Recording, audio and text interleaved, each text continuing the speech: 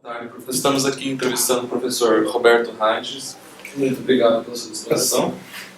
Então, qual é o seu nome completo e a sua idade?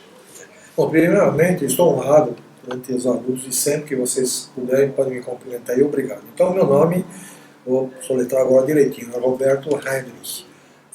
Minha idade é 71 anos. Certo. E por que o senhor escolheu a profissão de engenheiro eletricista? Bom, só uma correção, né, como eu fiz o ITA, né, entrei o ITA, fiz o vestibular em 65 e saí em 70. Né, e lá não tinha engenheiro eletricista, lá tinha engenheiro de eletrônica. Então eu me formei em engenheiro de eletrônica. Né. Por quê? Por uma razão simples. Eu fui, talvez, em 66, eu havia decidido fazer eletrônica. E meus colegas, que nós entramos, nós éramos de colégio particular, colégio público, nós éramos sete pessoas da mesma sala entraram no ITA, 7. E era o colégio público sem cota. E no ITA, porque o ITA não aceita a cota. Né? Então, quando chegou no primeiro e segundo ano, a gente tinha que fazer a opção por uma das ênfases. Né? A gente chamou os de ênfase. Aí eu queria fazer eletrônica, e um colega meu falou, puxa, mas o mundo da mecânica está extremamente avançado. Tinha, pouco tempo atrás, tinha feito aquele crescimento com Juscelino Kubitschek, dando impulso na indústria automobilística. Né? Você vai escolher eletrônica, você vai arrumar, consertar radinho Spica, que foi a única coisa eletrônica, sabe, aquele radinho japonês, portátil, né? Então, você vai fazer, o que você vai fazer da vida com eletrônica? Aí eu falei para o meu colega, não, eu quero fazer telecomunicações. Telecomunicações, eles estranharam, mas nem tem curso aqui, não faz mal. Mas eletrônica, aquilo que era o mais próximo de lá. Então, a partir de 66 para 67, eu já tinha uma visão. E dali, tudo que eu fiz até hoje, e continuo fazendo, vou fazer até o final, vou escolher telecomunicações. Por quê? Porque eu achava que o Brasil estava extremamente atrasado em oportunidade de trabalho. E a necessidade, isso foi o mais importante, a necessidade de competências nessa área, para a gente dotar, porque sem comunicação não tem nada. Eu já tinha lido alguns livros, Sociedade da Informação, com telecomunicações capenga que nós tínhamos até 65, né? As telecomunicações começam a sair, dar um impulso na época da Revolução Militar. Fizeram muita besteira, mas tinha algumas coisas que fizeram melhor do que esse que está aí. Né? E não precisa censurar, eu vou falar muitas coisas diretas assim. Né? Então eu falei, esse assunto vai bombar. Né? De fato bombou já em 1967, a Telepar foi fundada em 63, mas em 64 ela já foi buscar engenheiros. Era um Junot aqui da Telepar. Ele falou, eu quero buscar alunos nas melhores escolas que tiver, porque eu quero trazer gente boa para cá. Né? Então, eu já estava sabendo que alguns colegas nossos tinham mais velhos que o nosso veterano já tinham decidido telecomunicações. Aí falei para o meu colega, tá vendo? Eles já estão começando. E é bom pegar no início. E depois, se vocês quiserem, eu vou dizer para onde que acontece os próximos 10 anos, o que vai acontecer de importante aí. Essa é a minha especialidade. Né? Então, foi amor à primeira vista, né? Aquele que a gente piscou de um lado, piscou do outro. Como não tinha disciplina suficiente para só fazer matérias eletivas em telecomunicações, eu também fiz radionavegação. Radionavegação, se eu não tivesse vindo para o Paraná, eu estaria trabalhando no projeto Sindata, né, que era um projeto grande, que surgiu poucos anos mais tarde, depois de eu ter saído. E a Telepar foi uma empresa excelente, uma empresa com um futuro determinado, muito desafiante, e foi por causa da Telepar que eu vim dar aula também. Bom, isso nós vamos ver mais adiante. Certo. E tem alguma história que marcou a sua vida acadêmica? Tem sim. Né? Você vê como é que são as coisas na vida da gente. Quando eu estava no ITA, no último ano, porque lá a gente racha muito nos primeiros anos, e o quinto ano é um ano mais... a gente vai fazer o TCC lá, que é um ano de TCC, não é meio a meio como faz aqui. Né? Tem uma parte do alumínio, acho muito bom, mas aquilo podia ser dado até separado. Você leva o TCC um ano. O TCC de um semestre só, que você só trabalha 3 meses, você não consegue fazer temas audaciosos, porque TCC tem que ser audacioso. Né? E aí eu fiz fiz com um colega até militar, nós fizemos para localização de pista para aviões em aeroportos de pequeno porte. E não era nem comercial, podia ser militar, tudo usando um equipamento base do avião. Então foi um TCC bem adiantado, bem difícil de fazer, né? Então eu acabei fazendo isso porque meu colega lá de telecomunicações não tinha nem o que fazer. E eu fiz dentro da pesquisa, lá tinha o Instituto de Pesquisa de Eletrônica, né? E se eu ficasse lá continuando, mas aí questão salarial, telecomunicações quando eu saí tinha explodido, tinha emprego, sujeito da Telesp, que era do ITA também, veio lá, nós éramos 100 colegas, né? Ela falou, quantos aeronáuticos, quantos mecânicos e quantos eletrônicos? Ah, total 100. Vocês podem vir todo para Telesp em São Paulo, vocês estão contratados, né? Nem passar em teste, só testes exame, né? Quer dizer, era uma loucura. Embratel contratou o Norio não queria ir. E aí veio a Telepar, eu não conhecia o Paraná, falei, vamos conhecer a empresa, que já tinha colegas aqui, eles mandaram um ônibus, pode trazer colegas, nós tivemos 12 colegas aqui, né, para visitar, pode trazer esposas não devia ter, porque o cara no último ano lá se você perdia a bolsa, você era casado. Né? A bolsa e o salário lá que eles pagavam pra gente. E aí eu vim com a minha namorada na época, e a gente, depois de Noves Fora, ela veio sozinha, mas aí as esposas já falaram junto, foi muito legal.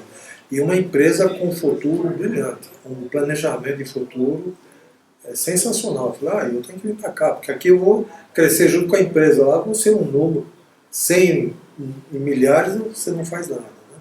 Os meus colegas 20 foram para a Telesp, 3, acho que foram 2 foram para a Embratel, o resto depois se dividiu em aeronáutica e tudo mais. Eu e mais 3 colegas viemos aqui para Curitiba, passar frio aqui.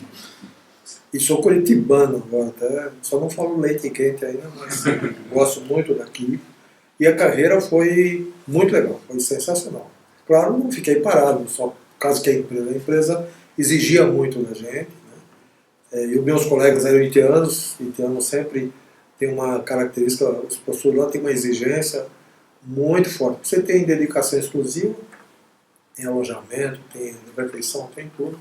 Então os professores se sentem na obrigação. E era baseado na empresa, numa escola americana que era o MIT. E eu entrei, só não tinha mais válvula, só estado sólido. Depois eu tenho algumas histórias. Essa é a história interessante, né? Mas a história do ponto de vista didático, aí o último ano eu queria fazer e me deram um tema que chamava técnica de pulso para dar uma aula na escola técnica. Eu falei, vou salvar um dinheirinho, porque dinheirinho sempre era curto, né? Apesar que ele precisava comprar muito livro, eu gastava, o que eu ganhava lá sobrava até mais do que para comprar livro, né? Mas eu queria dar aula, né? E fiquei, dei uma aula, preparei, não gostei da aula, o que aconteceu? Fui reprovado para não dar aula. Vários colegas meus passaram, então acho que era muito dinheiro, muito, na época chamava Gagá, eu falei, bom, aula não é meu negócio, né? Então vamos fazer outra coisa. Aí eu fui fazer um estágio no centro de pesquisa, né? E fui desenvolver para trabalhos que eles tinham lá, acho que eu vou ser pesquisador, porque aula não é comigo não. Né? Aí vocês viram que, conclusão, dei aula há 41 anos, e com muita, mas é aquele negócio, eu senti que era uma deficiência, eu tenho que resolver essa deficiência, eu resolvi aqui no Paraná. Depois eu conto a história, como é que veio para cá. E a pessoa que me reprovou lá, na escola ETEP, né, chamou lá em São José dos Campos, ele depois veio para a Telepar e aqui ele veio formar o centro de treinamento da Telepar, porque a empresa sentiu que só estava para trazer gente de fora e gente sem muita formação em telecomunicações. Só tinha a Inatel em Minas, tinha a PUC um pouquinho no Rio de Janeiro e a PUC no Rio Grande do Sul. E estava faltando, porque deu um boom no mercado e não tinha mão de obra. Isso que está acontecendo agora com informática, não é uma coisa. Né? A história sempre se repete, não muda nunca. Né? E aí ele veio para formar aqui, aí eu acabei, por causa de um trabalho que eu fiz um trabalho importante, e aí a diretoria, eu trabalhava com equipamento Ericsson, eu tentei fazer um curso na Ericsson, porque a Ericsson daria curso sem ônus, né, e o alojamento era por conta deles e a empresa só pagava transporte. Mas aí, como eles não ganharam a licitação, eu perdi a bolsa. Né? Então tudo bem, mas aí a diretoria veio e me mandou para a Alemanha. Eu fiz uma especialização na Alemanha. Essa especialização e já voltado com viés de planejamento. Né? Olha, porque você não tem... Porque pessoal que gosta de problema de ego, essas coisas, não pode fazer planejamento. Porque o planejamento você faz as melhores coisas do mundo e nunca ninguém vai te lembrar. Esquece. Se você depender disso, não faça planejamento não. Mas eu não precisava disso. E aí quando voltei, fazia uns um mês antes de eu voltar, terminou a minha especialização. A especialização foi 4 meses, né? Antes de voltar para cá, a empresa fez uma parceria aqui com o Departamento de Eletricidade e nessa parceria introduziu um curso de telecomunicações, porque já tinha de eletrotécnica e não tinha mais nada. E pela lei eram 3 ênfases: eletrotécnica, eletrônica e telecomunicações. Então a Telepar durante 2 anos ela pagou todo o curso, pagou o professor, pagou, enfim, o que tinha que fazer, até a gente, e em troca disso até a Telepar ia contratar professores para dar treinamento, né? Enfim, tem um contrato bem interessante. E eu estava chegando em casa e essa pessoa que era do centro de treinamento, ele aí passou a ser assessor do diretor daqui, né? Ele falou para mim: olha, você já está dando aula. Isso que interessante. E eu não tinha passado, e ele foi um da banca que eu não consegui passar. Ele, confesso para você aí, deu uma péssima aula, né? Mais uma coisa interessante. Aí eu vim, comecei a dar aula de telecomunicações, né? E sempre trabalhando na parte sistêmica. Eu quis fazer mestrado em sistema no ITA, mas a empresa não me lembrou. Tinha muito trabalho. Nossa, toda a parte DDD ficou por minha conta, né? O Paraná inteiro, né? Então não tinha como liberar. Tem outros colegas que chegaram até a fazer mestrado fora, mas eu não fui liberado porque eu estava, na época, fazendo digitalização. Então, não deu para fazer mestrado, também, com paciência, né? Mas não por causa disso que eu não tenha desenvolvido teses de mestrado no meu trabalho. Interessante, mas sem... Podia ter feito aqui para reconhecer alguma coisa, mas não entrei nessa linha, né? Então, e aí, quando eu estava dando curso de telecomunicações, e depois começou a parar uns 2 anos do nosso convênio, a Telepar. A Copel já tinha, a Copel foi a pioneira, né? Começou, ela que praticamente fundou aí o departamento e também colocou muita gente da Copel aqui dando aula, né? Sim, depois a Telepar fez a mesma coisa. E aí chegou um ponto que ele bom, vou ter que fazer eletrônica, né? E eu dava uma disciplina só, eu tinha 20 horas, então dava 4 horas semanais. Precisava dar mais uma disciplina, falei, não tem problema. Olha o curso que sobrou para mim, técnica de pulso. Falei, bom, se eu fui mal, agora eu tenho que ir bem, né? Bom, se vocês perguntarem aí, os professores aí que foram meus alunos, né, eu dei técnica de pulso de 83 até, acho que uns 4, 5 anos. Era o curso mais difícil que tinha. Peguei todo aquele mar. Aí fiz um curso mesmo com laboratório, e dava 6 aulas semanais durante a tarde, eletrônica da tarde. Mas pelo convênio que tinha na Telepar, eu podia dar aula, mas eu fazia o RDA, Registro Diário de Atividade. Eu tinha que compensar lá, não era liberado não, né? Mas eu tinha que compensar lá. Então, você vê como é que a história é. Se tem alguma coisa, eu vou já deixar algumas frases minhas aqui, por favor. Isso é uma das coisas que eu fiz bastante, né? Tem uma piada que ajuda a fazer. Se você tem um problema que você não resolveu, trate ele o quanto antes, enquanto ele é pequeno, que depois que ele fica grande, você não segura mais, né? Então esses problemas ficaram, foi difícil de eu adaptar, mas aí eu peguei isso. Eu tinha já dado algumas aulas para complementar outros professores que saíram de férias, mas aí eu peguei uma disciplina de 6 horas, e essa aí eu levei, foi técnica de pulso. Quem se lembra era o segundo curso mais difícil que tinha aqui no departamento. Mas não que eu queria fazer difícil, o jeito que eu trabalhava sempre de visão sistêmica, pela utilidade, né? Tem que fazer laboratório, e os projetos laboratórios sempre eram que tinham alguma aplicação prática. Uma buzina diferente no automóvel, contador aquele autorama, né? Autorama para contar número de voltas. Então eu dava um problema, e aí você tem que desenvolver o problema usando as coisas que nós dávamos no curso. Acho que aí chega, senão eu vou contar tudo. Sim, tá ótimo. E você pode comentar sobre a sua trajetória e experiência profissional? Sim. Bom, aqui tem um ponto, né, quer dizer, como foi a evolução ao longo do período em que lecionou. Né? Aqui tem uma parte que eu gosto de ressaltar. Eu fui um felizardo de poder ter trabalhado numa empresa, assim, sempre pioneira, fazendo coisas avançadas, né? E fui um privilegiado de ter dado aula.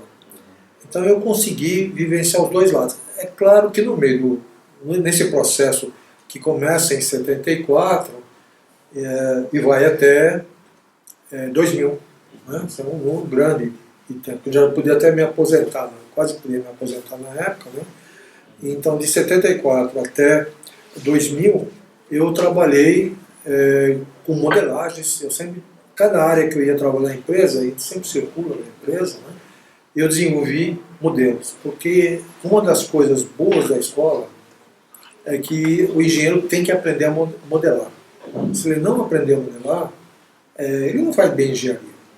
E eu sinto que essas são algumas deficiências que eu deveria ter até quando ele estava dando aula. Então o que acontecia?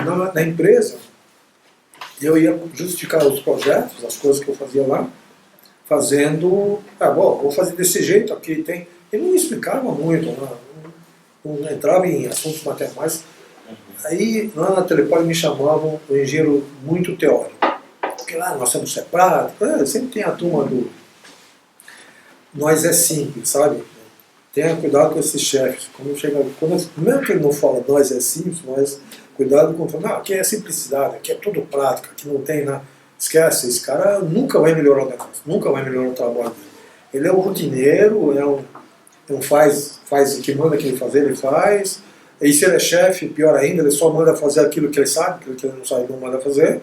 Então precisa, e eu fazia isso, fazia esse papel. Né? Depois eu vou dizer os resultados desse papel que fiz lá. Me chamavam que era teórico, mas tudo que eu fazia eu transformava em benefício. Eu tenho, desde o início, eu sempre gostei de trabalhar com o sistema, e tem um assunto que só mais tarde eu vi esse nome. Tem um nome que chama teleologia. Teleologia é o estudo da utilidade das coisas, qualquer coisa que você faz, qual é a utilidade. Isso aí tem um filósofo disso, chamava, eu ouvi até o nome dele hoje, que é o estudo da utilidade. Né? E esse filósofo ele falava, inclusive, na área do direito, na área moral, educação cívica, ele fala, são os utilitaristas. Isso daí é uma linha interessante da filosofia. Eu na época eu não podia estudar filosofia, senão eu ia preso. Os militares, qualquer um que falava que estava fazendo filosofia, a não ser história da filosofia dos gregos e do máximo até os romanos. Depois os romanos já era subversivo, essas coisas de militar. Né? Quando você quer acabar alguma coisa, põe as coisas em cima de medíocre. Aí colocaram os militares militar tem gente muito boa. Nossa, conheci gente excepcional. Sim, com visão clara. Mas aí você põe o cara que toca lá os exércitos, quando coloca uns medíocres, aí só dá medíocre. Ih, morreram, caiu de podre. Não foi nem o povo que trocou os militares. Né? Então, nesse assunto, teleologia é o estudo da utilidade. Né? Então, tudo que eu fazia, eu queria ver qual é o benefício. O benefício só tem sentido se você fizer benefício para alguém. Né? E se alguém não chama um cliente. Hoje está mais estruturado, porque eu dei aula há muitos anos disso, mas nessa época eu falei, eu tenho que ter um foco, é o cliente. Quando vocês trabalharem, tá, você pode dizer, o cliente é o meu chefe lá, tudo bem, mas qual é o cliente do cliente? Então você tem que sempre dar um passo adiante. Isso eu fiz a vida toda. Né? E sempre dizer, ele é útil, dá para fazer. Nós tivemos casos da empresa, quando lançaram a pedra fundamental de Itaipu, naquela época escolheram o projeto, né? E nós tínhamos um desafio enorme para fazer. Chegou um assessor do diretor e falou, Alberto, nós temos que colocar DDD na cidade e não dá para fazer chamada com 30 mil mãos trabalhando lá só com chamada por telefonista. Né? E aí eu estudei assunto e vi que dava para fazer. Né? Bom, só eu na empresa. Ninguém mais da empresa disse que aquilo era maluquice, porque aquela cidade não tinha, a central onde ela tinha que se ligar não estava pronta, não estava nem começada a montar. Né? Então eu fiz uma solução completamente assim, fora do propósito, né? E foi por causa disso que eu fazia especialização na Alemanha, por causa desse projeto. Né? E então, aí o diretor falou, olha, se nós tirarmos isso aqui, nós vamos, além de dar um impacto de mais serviços, etc., nossa receita, porque tinha estoque, a nossa receita vai dar um salto. Com essa obra de lá, nossa receita vai lá para cima. Né? O diretor me falou isso. Eu falei, então eu vou fazer. Mas dá para fazer? Não, me dá uns dias aí. Eu estudei o assunto. Eu tinha um grupo de 5 técnicos que trabalhavam comigo, só eu e mais 5 técnicos. Né? E ele falou, se é útil, se tem benefício, tem um valor agregado, por isso que eu gosto da filosofia utilitarista. Né? É útil? Então vamos fazer. Todos os gerentes, todos, sem exceção, disseram, e foram para o diretor, inclusive, dizer o seguinte, esse cara está maluco, isso não dá para fazer. Não existe. E um cara tinha voltado da Suécia, tinha feito curso na Suécia, e eu trabalhava com equipamentos da Suécia, né? Eu falei, eu vim de lá, isso não dá para fazer. E você vai se comprometer com o presidente para lançar e vai ser um fiasco. Né? E a empresa iria receber muito dinheiro a fundo perdido para dotar a cidade de infraestrutura. Tanto a Copel recebeu como nós também. A Copel já estava, mas nós tínhamos um serviço precário ainda, bem incipiente, né? Bem no começo.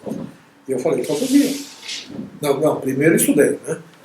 E eu vi que não dava. E outra coisa, se tem um problema para resolver, aí que funciona a criatividade. Eu resolvi de fazer. Aí eu expliquei para o assessor como eu ia fazer. Falou, olha, tem canal aqui. Quer dizer, no fundo eu estava fazendo uma trans funcionando com o virtual de outra. Isso é o nome de hoje, bonito. Hoje, quando eu falo isso, qualquer banana, qualquer aluno sabe disso. Né? Mas na época, fazer isso, eu nem chamei de virtual, porque eu não gosto da palavra virtual. Para mim, tem que ser concreto. Esse negócio de virtual é virtual demais. Né? Bom, só para resumir a conversa, como é que essa ideia da utilidade, né? O diretor ficou numa decisão difícil, né? Que aprova ou não aprova esse projeto? Porque o assessor dele dizia, pode tocar que ele já me explicou, isso vai funcionar. Mas todos os outros foram lá buzinar no vídeo dele, olha, isso é um problema. Né? E o diretor era muito sacana, né? Ele chegou para mim e falou, olha, e se não funcionar? Posso segurar teu salário durante 1 ano? Você vai trabalhar 1 ano sem receber nada? Falei, pode. Mas se der certo, eu quero 2. Truquei, não, ele gostava de truco, né? Truquei ele, não, se der, eu quero 2. Mas ele recebeu um susto, porque ele não sabia o grau de certeza. Ele não foi muito esperto, né? Ele estava testando a minha certeza, eu estava fazendo alguma coisa, que quando todo mundo fala que não dá, né? E essas são as oportunidades para engenheiros. Né? Quando vocês têm problemas difíceis na frente, é aí que vocês ganham. Né? Bom, aí ele virou para mim e falou, bom, pode fazer, está autorizado a fazer, mas eu só queria lembrar você que você não está fazendo mais nada do que a sua obrigação, viu? Assim mesmo. Ele não queria dar o gostinho, né? Mas tá bom, não quer. Mas aí o que aconteceu? Claro, você faz testes, sempre tem problema, e quando tinha problema, um monte de gente buzinando, não, esse teste, eu arrumo, só que o defeito, eu monitorei todos os defeitos, porque tem a parte de aceitação, testes e tudo dá errado. Né? Bom, no final, até cheguei para a Embratel, falei, Embratel, se você ligar o DDD de entrada, porque o nosso tem que ser feito por telefonista. E aí eu ia fazer todo automático. E a entrada podia ser automático também. Mas a Embratel, eu até cheguei na Embratel, vocês trocarem 7 straps aí, falei com o técnico de lá com eles, era moleza. A Embratel ia ganhar uma baita de uma grana. Isso, mas eles dizem que não faziam xoxo. Né? Então vamos lá. Bom, aí eu fiz funcionar, funcionou aquilo acho que durante 2 anos, porque aí a outra central ficou pronta. Isso mais ainda, porque você tem que manter a numeração. Eu ia ligar numa trânsito que estava na área 44 e ela estava na área 45.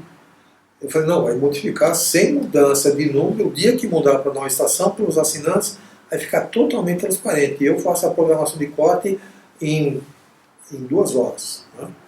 Aí você tem que mergulhar, só não dá para falar, é por aí. Aliás, como os alunos falam, não, professor, é por aí. Que por aí? Prova escrita, não, você faz, é por aí que dá. Não, tem que ir a fundo. Né?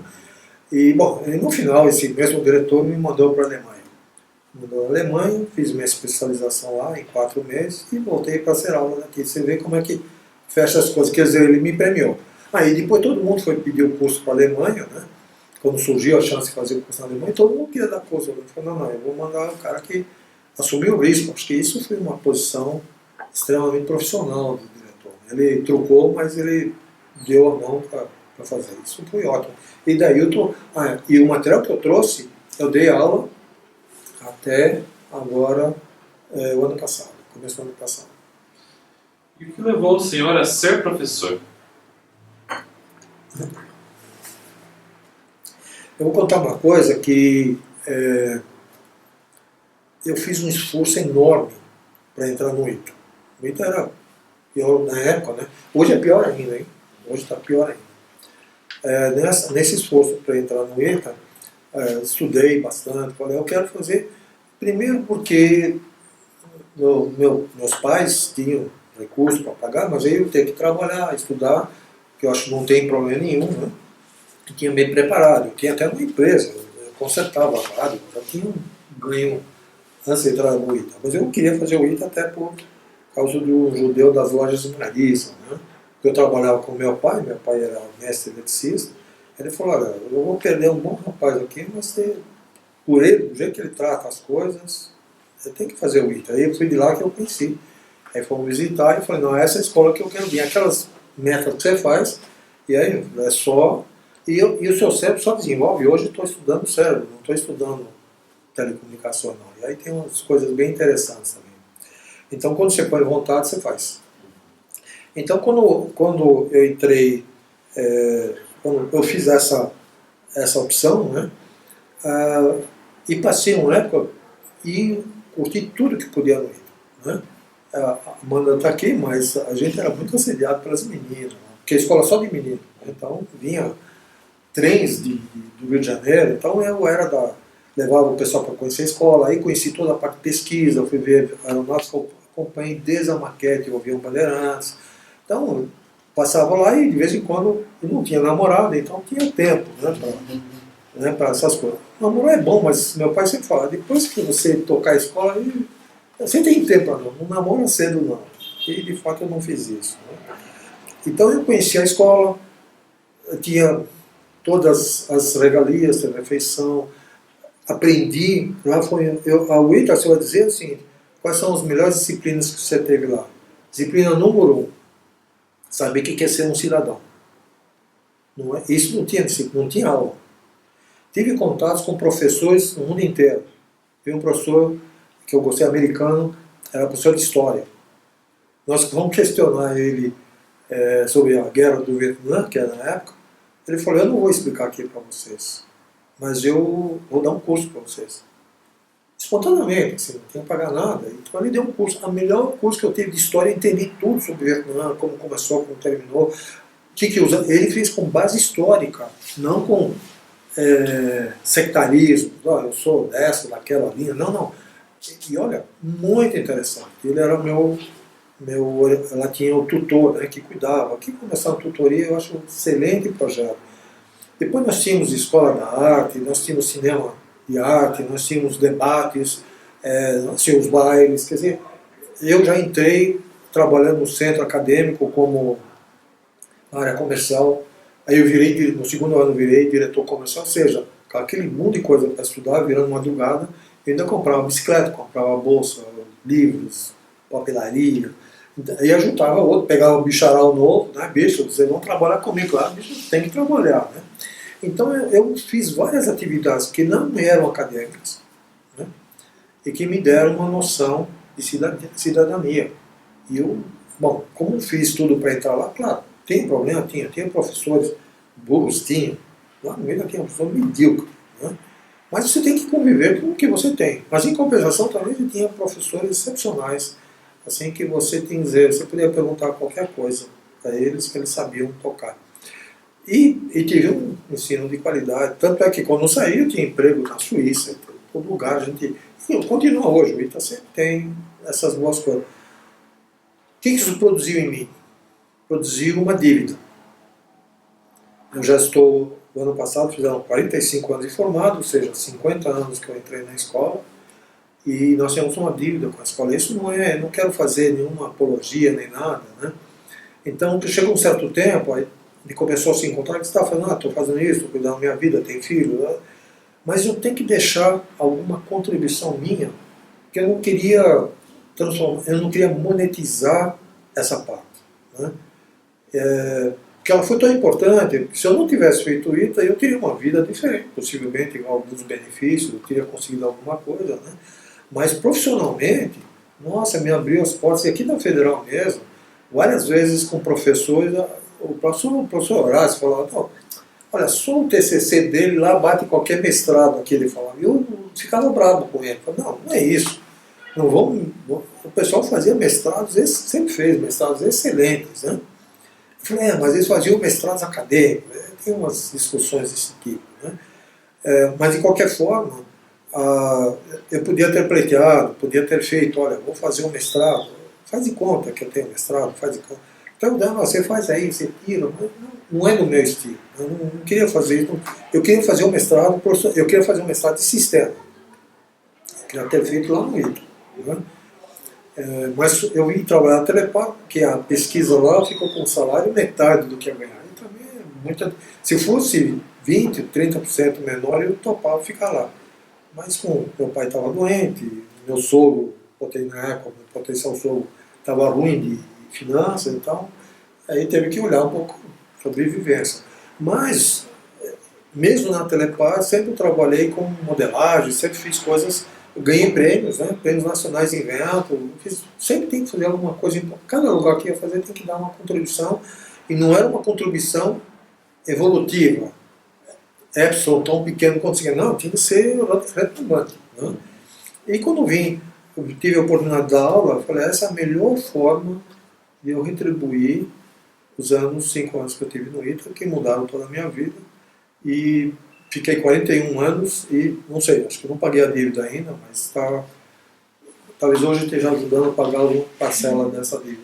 Porque é importante, não sei se vocês conseguem imaginar, ele me abriu prótese de emprego, quando fui fazer trabalhos nacionais, eu fiz todo estudo de digitalização no Brasil, eu coordenei um grupo de 10 pessoas, que tudo isso que vocês estão vendo em digital, a modelagem de digitalização do Brasil, fui eu que fiz. Eu trouxe, levei para um grupo, aí nós se unimos com a Unicamp, 3 doutorados trabalharam comigo para desenvolver modelagem para a gente fazer esses cálculos em Curitiba e conseguir colocar como a cidade modelo para a gente testar isso em digitalização de redes urbanas. Teve outro grupo que fez para interurbano, mas o urbano que era mais difícil de fazer, né?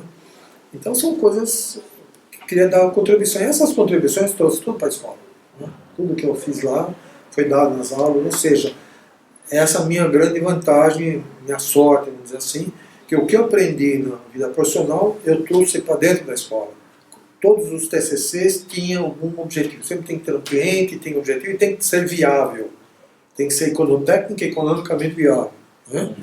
E também levei da escola, coisa que eu fiz modelos, tem um modelo das 4 camadas, que eu usei na Telepar e uso até hoje lá no Telecom, que foi um benefício da escola.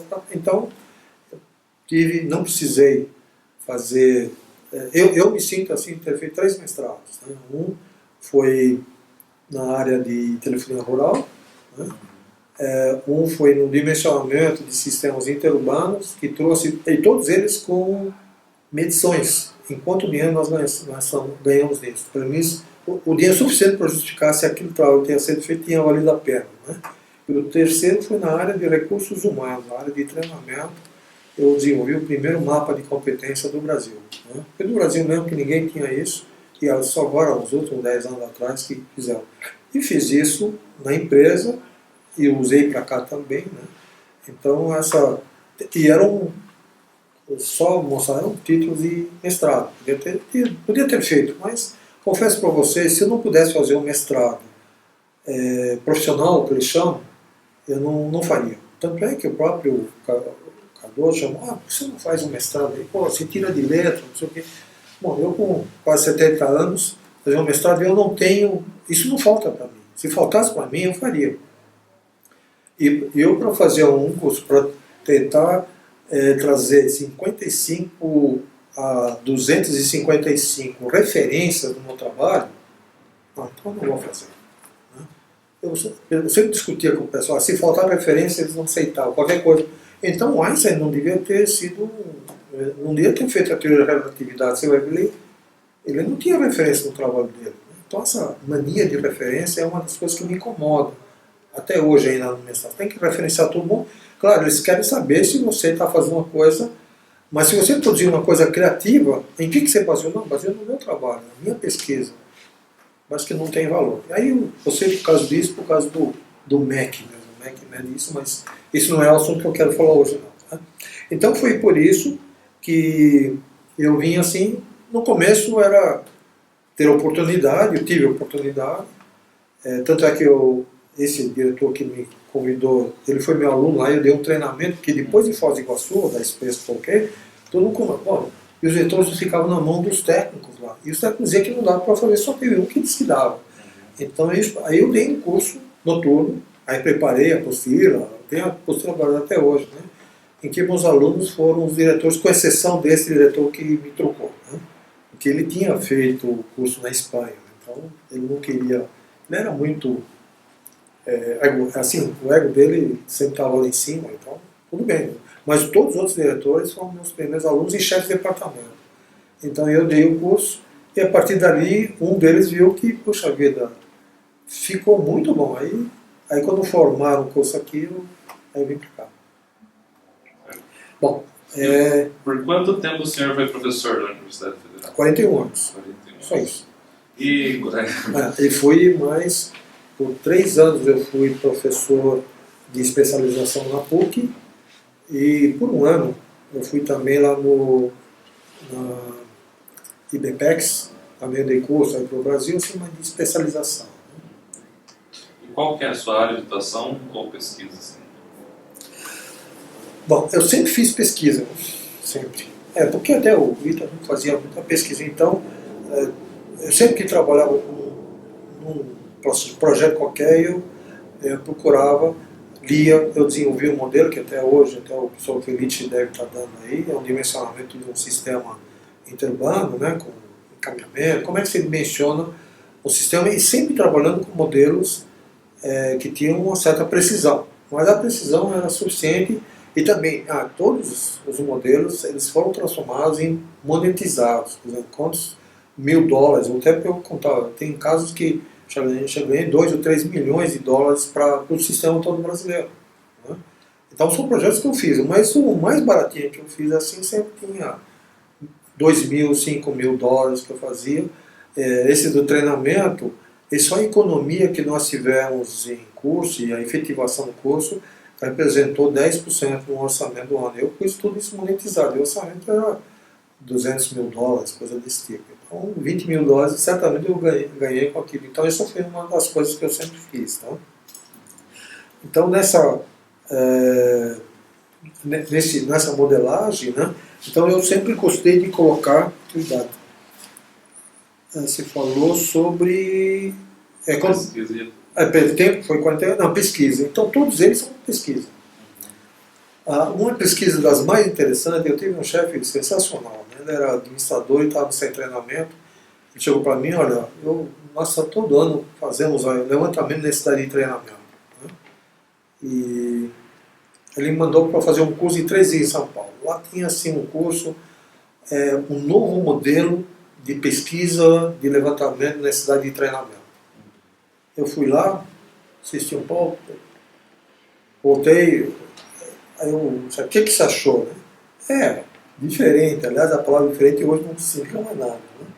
Diferente, eles faziam, aqui o pessoal ia perguntando, com um catálogo de cursos embaixo na mão, né? Ia perguntando que cursos que o pessoal queria fazer, pegava, anotava tudo, levavam, fazia esse trabalho em 4 meses, Aí fazia um planejamento, ia para a diretoria portável, ou seja, tinha uma equipe de 4 pessoas que fazia só esse LNT, que chama, Levantamento da Necessidade de Treinamento. Né? E no final, aí quando se fazia a avaliação, quanto daquilo foi feito, nem 2 ou 5% se fazia do que era planejado. E eu fui para planejar o centro de treinamento. Né? Então essa aí foi. Bom, aí quando eu voltei. Tá bom, pessoal. Quando eu voltei, aí eu falei, muito bem, agora o que você acha? Vai mudar um pouco, mas se eu for fazer essa pesquisa, eu vou gastar mais tempo até fazer reuniões focais, porque na época em RH tem um problema, né? É feito por pedagogia, e pedagogia eu gosto muito, mas pedagogo, pelo amor de Deus, o pessoal é muito limitado. Né? Só ter uma ideia, na Telebrás, todas as secretárias viraram pedagogas, né? Faziam especializar.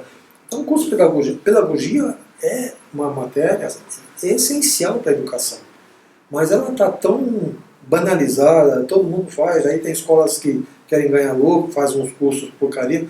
Eu acho que a pedagogia aqui da Federal é boa, mas na maioria não é essas coisas. E trabalhar com pedagogo tem o seguinte, eles têm tem uma modelagem, eles não trabalham com modelos. Isso eu vou deixar gravado para vocês, que é a coisa que eu mais sempre falo, é preconceituoso que eu vou falar, mas no meio de engenheiro vocês vão me entender. A profissão de engenheiro é como se fosse uma célula-tronco da engenharia. Você pode transformar engenheiro em pedagogo, pode transformar engenheiro em administrador, economista, até psicólogo. Você pode transformar, ele faz bem as coisas. O contrário você não consegue fazer. Só tem alguma coisa que a engenharia tem que as outras não têm. Eu não sei nada de medicina. Estou fazendo agora para entrar minha filha. Aqui em casa tem 2 engenheiros e uma médica. Então tem que estudar para... Então essa parte de pesquisa faz parte da engenharia. Parece que nós temos que construir. E construir, veja, vamos ver se dá. Não tem essa palavra, vamos ver se dá. E se é importante, tem que dar certo, tem que fazer funcionar. Mesmo que você vire de ponta cabeça, você vai buscar. E essa característica do engenheiro, de modelar as coisas, é uma coisa importante. Porque o que é modelar? A linguagem atual é virtualizar um problema real. Qualquer problema de engenharia sempre tem que ser virtualizado. Aí você põe no papel, diagrama, desenho, modelo matemático, você malha aquilo. Aí você depois tem que voltar para o mundo real. Isso a engenharia não está fazendo hoje, estão falhando nisso, mas tem que voltar para o mundo real e testar. Né? Se de fato tiver aderência, porque às vezes você escolhe o modelo errado, mas saber escolher o modelo é o princípio do mundo engenheiro. Quando a escola não dá modelagem, não dá otimização de modelos, que a pesquisa operacional chama isso, não dá engenharia econômica, que acho que o Gênesis dá os cursos de engenharia econômica, pois você tem que fazer mais e melhor com menos. É a minha equação que os alunos mencionaram lá na formatura. Essa é a equação importante, e para mim, engenheiro que faz isso. Outras profissões todo mundo devia fazer também, mas não com essa ênfase como os engenheiros fazem. Então essa é uma das razões que eu acho que nós vale a pena, né, fazer pesquisa. Então, em todos eles, nesse caso do Centro de Treinamento da Telepar, você vê, isso aí eu fiz lá fora, tem outros que eu fiz aqui. Né? Lá fora, falei, bom, quais são os modelos que existem? Aí você vai pesquisar e não pode fazer uma coisa. Já naquela época eu estava aprendendo a fazer isso. Não tente fazer coisas diferentes baseadas nos mesmos princípios no passado. Se o passado vem até aqui, esquece o passado. Tenta fazer uma coisa absolutamente diferente. Né? Então a única coisa que tinha é que tinha que capacitar as pessoas da Telepar. Com as melhores técnicas aos menores custos. Né? Fazer mais pessoas treinando, melhores os cursos, ou seja, que as pessoas aprendem e fazem uso, custando menos. Né? Então, em função disso, eu fiz muita pesquisa. Aí teve um pessoal da Telebrás que estava também querendo fazer, e eram pessoas não pedagogas, pessoas que saíram da engenharia, porque eu fui para a área de treinamento porque tinha um diretor, mandou fazer mediocridades, né? disse que eu não podia nem virar atrás para não conversar. Sabe aqueles caras... E ele acabou virando chefe. Hoje eu acho que eu já sei por que ele virou chefe lá. Eu falei, não, eu não vou ser, eu vou trabalhar. A área que eu não puder desenvolver, fazer pesquisa, e olha, na profissão, no trabalho, não é na escola. Não, né? E aí quando fui para lá, eu fiz lá e foi bom, esse assim é um mestrado, tranquilamente. Tanto é que esse chefe chegou para mim e falou, olha, eu não sabia o que você ia fazer. Eu sei que ela ia ser diferente, mas foi a melhor coisa que eu não vi em nenhum lugar aqui do Brasil tocando nisso, né? E os resultados foram marcantes com esse trabalho, porque aí nós desenvolvemos essa modelagem toda, né, de como identificar as necessidades, porque eu parti do negócio da empresa, visão sistêmica, peguei a empresa e desmembrei ela nas diversas áreas não organizacionais. Porque a organização, eu falei, muda. E as pessoas não mudam de lugar, mas as pessoas são as mesmas, né? Então, eu não queria fazer baseado na estrutura organizacional. Então, pesquisei a estrutura organizacional, li livros, fui lá, pesquisei o Bloom, que era o papa dos assuntos de treinamento, da atitude. Fui estudar Markov não era pirâmide de... eu esqueci o nome. Fui estudar isso aqui, fazer todas coisas ligadas nas pessoas. Atitudes, o que as pessoas levam, o que as pessoas fazem. Isso foi pesquisa, né? Isso de um lado. Do outro lado, eu li muitos livros, né? A Quinta Disciplina, na época eu tinha lido o tal da Física, que eram ensinamentos, livros estruturantes, também para ver como é que se vê o todo. Porque esse tal da Física, essas visões sistêmicas, elas são partido todo. Eu falei, qual é o negócio que a empresa precisa fazer? Ela tem que atender seus clientes com serviço de telecomunicações, tem que oferir lucro disso, né, para ela poder... E lucro nunca foi pecado, hein? Não sei como é que é aqui na escola, eu acho que tem uns esquerdistas aí que me assustam. Viu? Eu já falei, eu sou esquerda e sou direita ao mesmo tempo. Depois, aliás, eu sou capitalista e sou socialista simultaneamente, mas isso é só no final. Então, com essa visão, eu peguei a empresa vai existir como? Se ela não tiver cliente, então tem que atender com mais serviço, melhores serviços, aos menores custos, menores tarifas. Sempre a equação do engenheiro. Essa equação eu enchi o saco de 2.000 vezes com todos os meus alunos aí que foram... Os primeiros não sofreram tanto, que nem sei se lembram, mas os últimos 20 anos eu coloquei essa equação, né? E eu fiz isso lá. Aí nós fizemos uma modelagem que não precisava mais fazer planejamento. Não tinha mais planejamento. Eu fazia por índices, né? Olha, nós vamos treinar tantas pessoas que vão ter...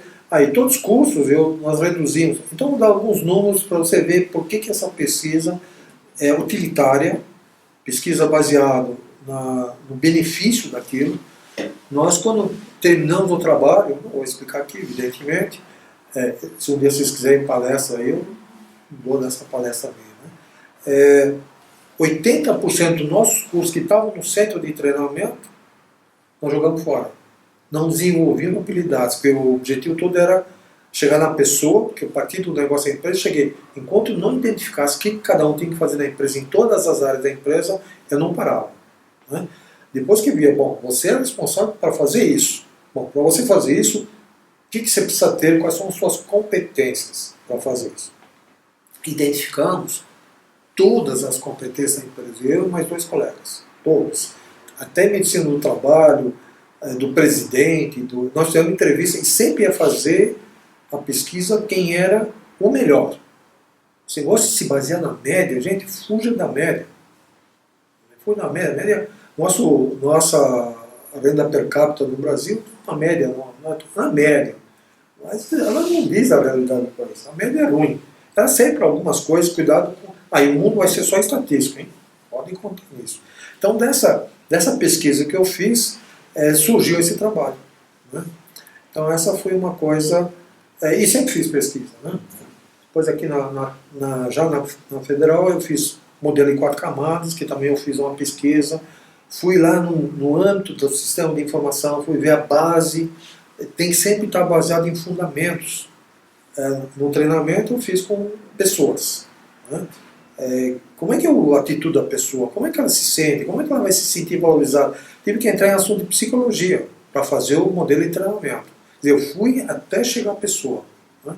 E entender essa pessoa. Aqui também, eu fui dentro, partir, primeira pesquisa, eu fui lá na teoria da informação e foi modelando esse modelo de grande sucesso. Aqui até hoje eu consigo prever 10 anos. Meus previsões de tecnologia, faço previsões, só o nome que eu dou não é o nome que os marqueteiros, né, das empresas colocam, né? Mas eu faço 10 anos de previsão, pé nas costas, né? Aí não uso estatística muito, porque o passado não projeta o futuro desejado, né? O passado ele como dizer, ele é inercial. Isso também eu fiz um modelo lá no Telepar. As demandas são inerciais, né? Mas depois, quando você chega a um ponto que tua demanda começa a entrar em saturação, eu falei, eu tenho que mudar para um novo paradigma. E novo paradigma só é prospectivo, nunca é passado. Então você não pode usar nada do passado. Claro, depois que você fez os cenários futuros, né, aí você vai verificar se ele tem consistência. Então, pesquisa muito. Muito mais pesquisa. Olha, eu estou dizendo, são trabalhos de mestrado, mas eu fiz com enorme satisfação, por uma razão muito simples. Todos eles eu tenho resultados quantificados em benefícios que eu estou assim, fazer mais e melhor com menos. O senhor poderia comentar quais são as diferenças da universidade na sua época e de estudante e no período atual? Nossa, aí é grande. Nossa, aí é grande. Olha, eu posso falar com estudante do colégio. Você estudou a engenharia? Engenharia, tá bom. Olha, o ITA foi a primeira escola a ter só status sólido em eletrônica, né? E depois ela também foi a primeira, ela fez cursos assim muito inovadores, porque ela foi lá no MIT e trouxe as coisas mais avançadas. O MIT era considerada a melhor, e é hoje ainda, a melhor universidade americana na área de engenharias, né? E tanto é que agora, recentemente, o ITA fez um novo convênio e estão trazendo professores, estão mudando, e vocês vão ver as novidades que tem para agora, né? Aí você vai comparar com aquele tempo, né? Quando a gente entra numa escola assim que exige bastante, né? E isso é uma coisa que eu reclamo muito com os alunos, quando você aperta um pouquinho, você está exigindo muito. Não, aqui aluno tem que exigir, se não exigir, você não faz. As estatísticas de hoje dizem que se um engenheiro não tiver 10.000 horas de ralação, não é 10.000 horas, não, eu estou estudando aquela disciplina, vou lá, vou embora, não, 10.000 horas estudando, você não se torna um engenheiro em qualquer lugar do mundo, no mínimo 10.000 horas, a tua vida de estudo, né? Depois você continua. Isso eu acho ótimo. Pô, se puder estudar, não é uma coisa do mundo. Eu se pudesse estudar, mas eu não gostaria de ser estudante, porque aí, de novo, eu não tinha utilidade. Claro, podia ser professor, né? E essa vantagem de trabalhar nos dois lados, eu, mais uma vez, estou repetindo, foi um ponto. Então, o que é? Nós tínhamos uma escola avançada, né?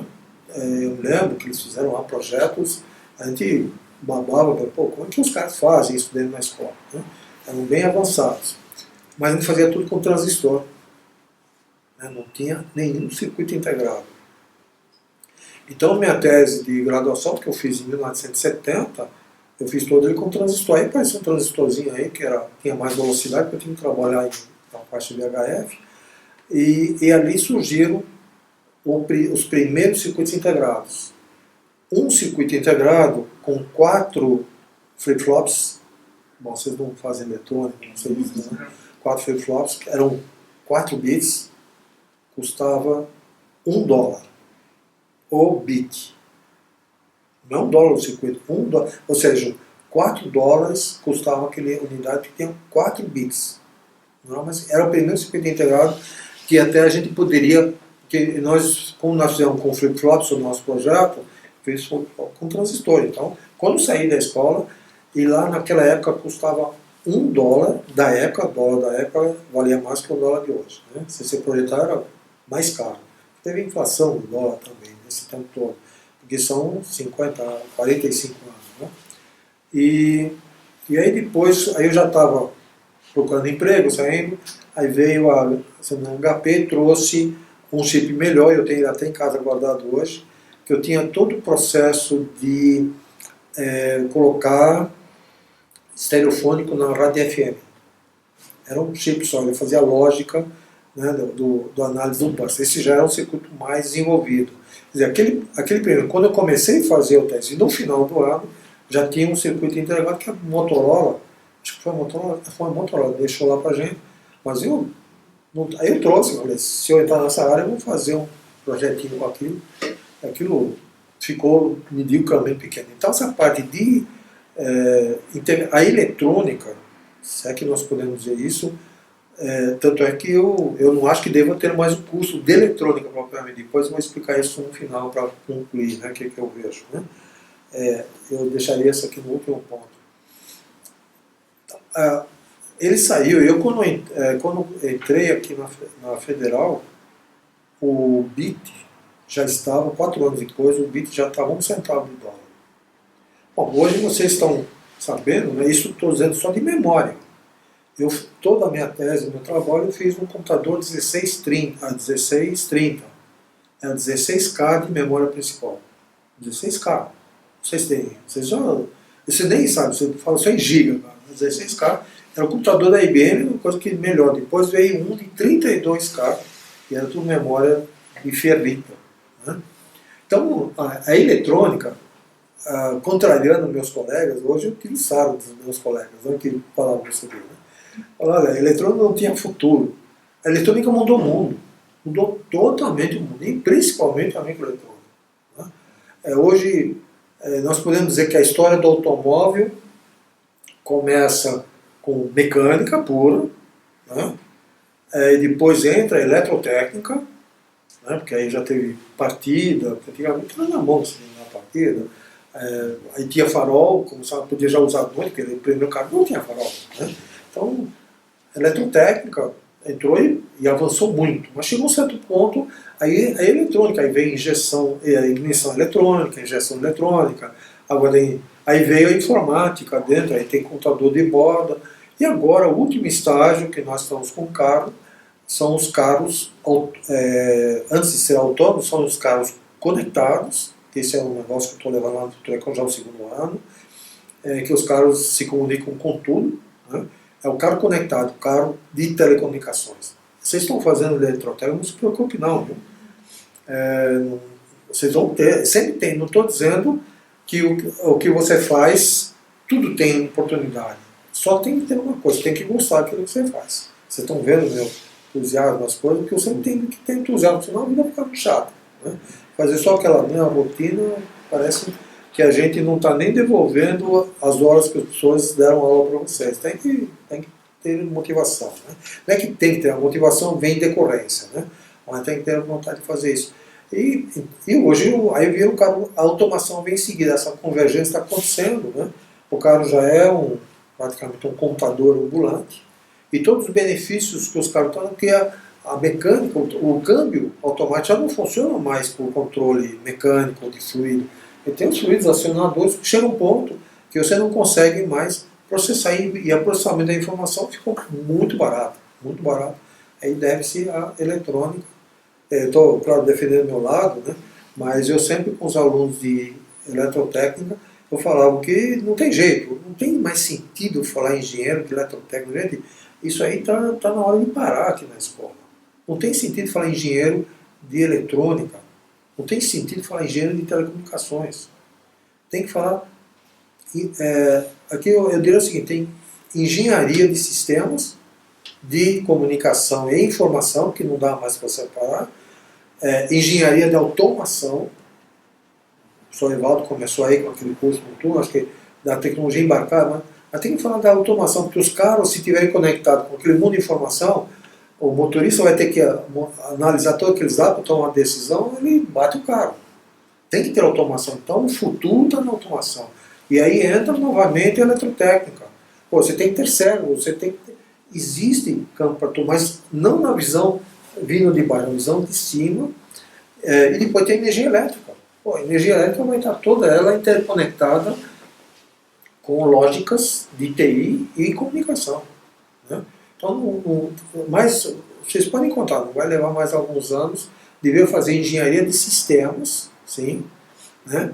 De comunicação e informação, engenharia de sistemas de energia, e aí entra eu transformaria esse curso de eletrotécnica em engenharia de sistema. Vocês vão ver que vocês vão ter que estudar eletrônica, vão ter que estudar telecomunicações, mas não assim como matéria estanque. Vocês vão ver porque tem uma hora que você fala, olha, eu tenho que entender a internet aqui dentro. Energia elétrica sem saber internet não tem sentido. E agora a internet das coisas. Vocês estão acompanhando isso, a internet das coisas. Acho que o Felipe deu uma palestra aqui, ele até perguntou se ia dar, eu falei, não, pode dar que eu tenho outro assunto. Né? Então, e aí você tem que conhecer, e não precisa conhecer todas as disciplinas básicas. Você pode conhecer a matemática necessária, e aí você faz a disciplina. Aí quando você for estudar matemática, você fala, agora eu sei para que serve a matemática. Esse foi o meu grande dilema. Dilema não, foi a minha grande surpresa, né? Quando eu fiz o meu TCC na escola. Eu fui desenvolvendo, né? Eu tinha um amigo meu que era militar, ele um pouquinho mais safo, né? Eles eram mais velhos que a gente, quase 7, 8 anos mais velhos que a gente. Então tinha mais malícia em perceber as coisas. Eu fiquei responsável por modelar todo o circuito em termos virtuais, né? E aí cheguei numa equação, falei, poxa, essa equação que eu cheguei daí, o que eu faço com essa equação, né? Esse colega meu, pô, dá uma olhada nessa equação. Eu olhava, não enxergava. Ele falou, pô, é a função de Bessel. Coisa que eu tinha tido 2 anos atrás. Né? E a coisa mais vibrante que a gente teve, que aí eu falei, mas então ela vai calcular as harmônicos. Olha, tá vendo? Você faz isso, mas aqui a equação é essa. Você vê como é que a gente aprende uma coisa em matemática e não sabe colocar na prática. É por isso que eu tenho que ver. Primeiro tem que ver a prática, tem que ver a utilidade, para depois buscar os modelos matemáticos. Aí quando você calcular, aí sim, você pode fazer. Bom, que modelo é esse? Aí você vai na publicação, você acha. Que a parte básica tem cursos até melhores do que os professores. Né? Então, aí quando nós fomos medir em laboratório, não bateu, claro. Toda vez que faz laboratório, a síndrome é o seguinte, sempre vai dar errado. Né? Aí depois nós descobrimos o erro, né? Consertamos lá o erro que tinha no circuito, e aí foi vibrante. À medida que o meu colega ia medindo no analisador de espectro cada harmônica, eu parametrizei, né? Normatizei lá a amplitude, nós fizemos o que ele ia falando, eu ia cantando, ou ele ia medindo, eu só fui fazendo assim. Gente, a função de Bessel funciona. Isso que é engenharia, gente. Não é aquela engenharia que você só... Claro, você pode usar a equação em outra tese, você tem que aprender alguma coisa, mas tem que ter um fim em si. Né? Então essa foi uma coisa que eu tinha que colocar para vocês, né? Essas diferenças. Então a parte de modelagem, bom, eu comecei a estudar em computador analógico. Você não imagina o que é um computador analógico. Eu resolvi equações diferenciais em computador analógico. De maneira muito simples. Só eram amplificadores, resistores, capacitores, e nem indutores ele quase não usava. Nós fazíamos toda a lógica de resolver uma equação diferencial da função logaritmo lá do amplificador. Eu resolvia, né, porque no sinal ele saía o cálculo diferenciado na saída. Né? Então, e tem coisas que têm utilidade isso hoje, mas hoje se faz tudo no digital. Né? Então e eu trabalhei aprendi pesquisa operacional, as modelagens, gente, as coisas importantes para a gente ter. Eu vejo que aqui, vocês já fizeram curso de pesquisa operacional aqui em alguma matemática ou não? Acho que nem sabe disso. Gente, isso é um pecado. Não que vocês deviam ter lá no primeiro, segundo ano, deviam ter agora, no 4º ano, alguém desse isso para vocês. Pô, como é que você vai fazer com menos? Fazer mais com menos?